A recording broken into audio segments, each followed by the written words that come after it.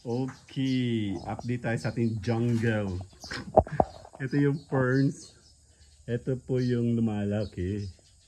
And then, philodendron nga ang tawag nila yan.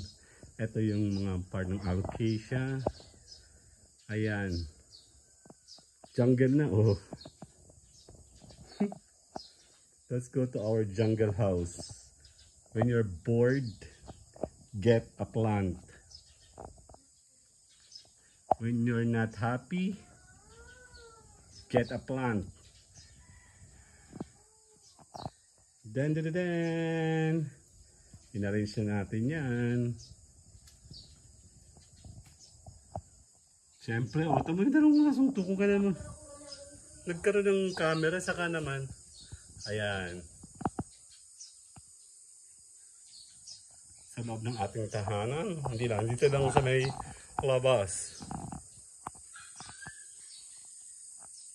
Ayan sila.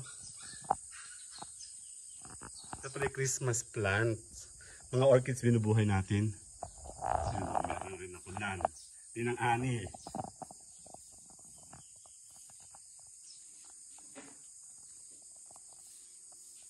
Dito. Kasi dito sa area na to, nauulanan kasi to. Kasi bukas yung ganito namin. Kaya dito siya inilagay para yung fern natin. Ito ang very rare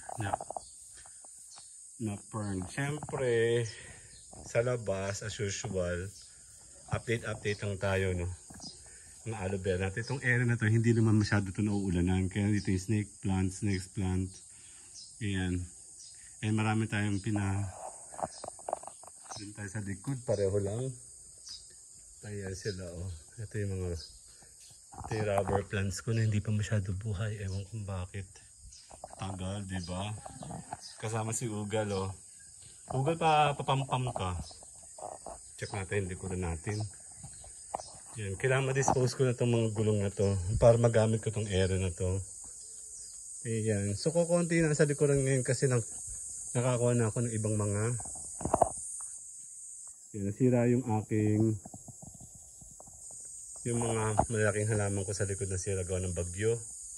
Ito medyo mabubuhay na uli sila.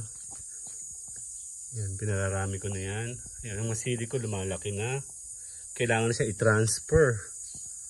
Kailangan ko i-transfer ang sili. Ay, si Olap po. Sa labas.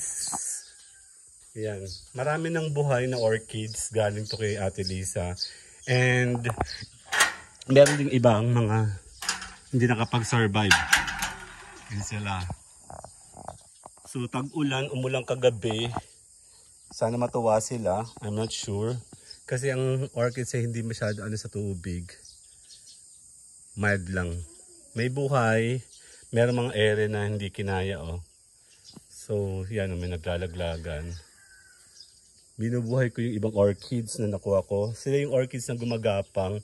Eto, hindi ko alam kung bakit nagkakaganto. Siguro nag-change sila.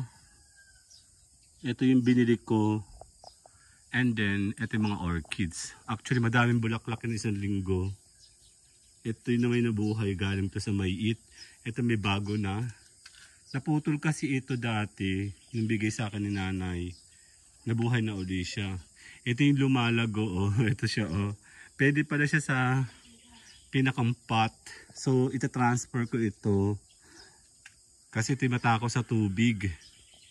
So, iyan. So, for nag-uulan, kailangan ko ng sili. Yung sili ko sa likuran. Ito, buhay yung isang sili ko. Iyan, tinatabas pa lang si Simbola. Magpapatabas tayo. Iyan. Ito, medyo makapal na sila. Kailangan silang bawasan. Saya, diba? Iyan, oh. Sa likuran. Okay. Bukas balik tayo sa LS. Update lang sa ating garden, mini garden. See you guys later. Yan, muti. Ito malaki, lumalaki to. Oh. Diba? Dito ko na siya pinuwesto para lumaki. Okay. Kasama si Ugang. Ugang. Oreo. Ugang. Bye-bye.